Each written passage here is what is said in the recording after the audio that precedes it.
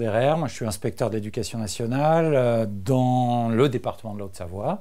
J'ai en charge une circonscription, celle de Cluses. Alors, ce matin, nous sommes dans la circonscription de Saint-Gervais, une des 13 circonscriptions du département, et puis j'ai en charge également le pilotage du groupe départemental numérique. Alors on est dans un département assez dynamique d'un point de vue démographique.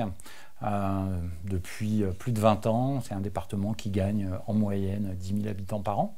Donc évidemment, ça donne une démographie scolaire qui est plutôt en hausse, mais on est dans un territoire qui est très contrasté. La partie lémanique du département, proche de la Suisse, est un territoire très dynamique démographiquement. Et puis ici, dans la vallée de l'Arve, on est au pays du Mont-Blanc, on est proche de la vallée de Chamonix, on est proche des stations de ski, on a une pression foncière qui est très forte et la dynamique démographique est moins importante. Donc on est voilà, un territoire extrêmement contrasté, 450 écoles dans le département, 13 circonscriptions comme je disais tout à l'heure. Donc un groupe départemental numérique avec 13 IREN, une conseillère pédagogique départementale.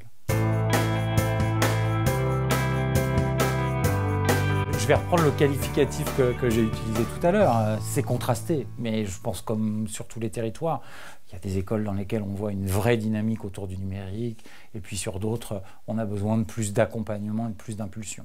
La chose sur laquelle on peut s'appuyer dans le département, c'est les collectivités territoriales. On est dans un département économiquement plutôt prospère, donc on discute plutôt bien avec les collectivités territoriales et on a des écoles qui sont très bien équipées. Moi, ça fait 8 ans que je suis dans le département, je viens d'un autre département, dans l'académie de Créteil, et puis j'ai été délégué académique au numérique à Créteil. Donc j'ai pu voir des territoires où l'équipement, voilà, ça posait d'autres difficultés.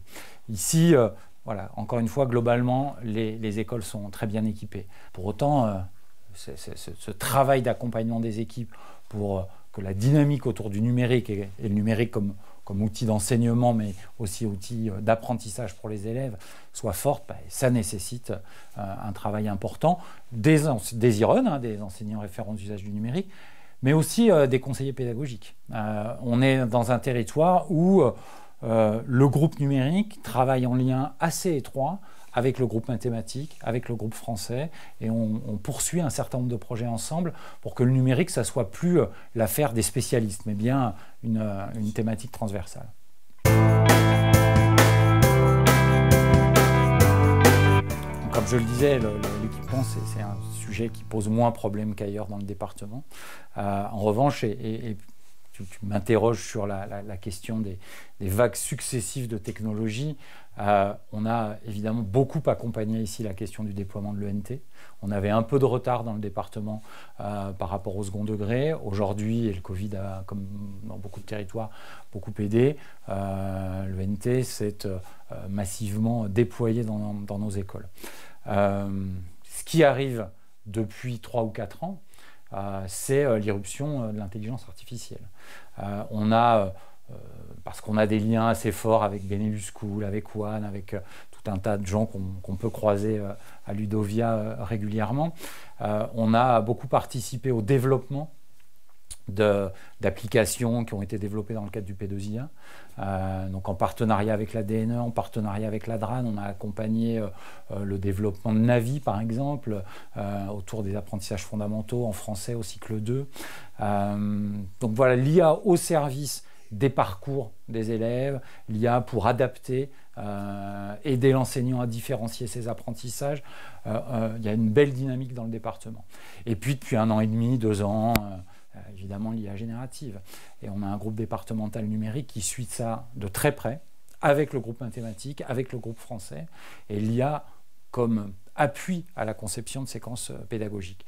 En appui avec la DRAN de Grenoble, dans le cadre d'un dispositif qui s'appelle les heures du numérique, nos IREN travaillent sur la question de l'intégration de l'IA dans la chaîne de conception pédagogique.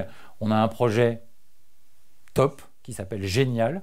Je crois d'ailleurs qu'on s'est fait prendre l'acronyme par un autre territoire, mais on a un projet qui s'appelle Génial qui travaille autour de la production d'écrits et l'IA générative au service de la production d'écrits, comment les élèves vont, avec l'aide d'IA générative, améliorer leur texte, le réviser.